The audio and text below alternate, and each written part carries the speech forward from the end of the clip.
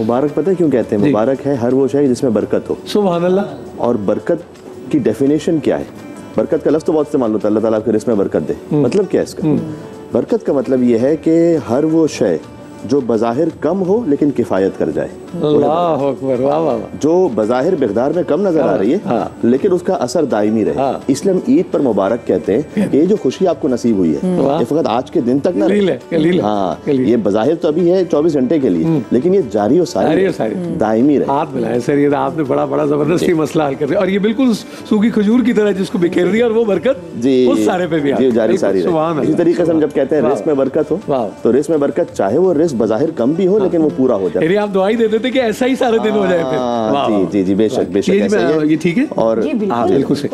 कुरान उसके भी नामों में से अल्लाह सुब्हानहू तआला ने मुबारक, लैलतिन मुबारका, शब कद्र को मुबारक रात क्यों कहा जाता है? वो तो कुरान में है, इन्ना अंज़लनाहु फी लैलतिन मुबारका।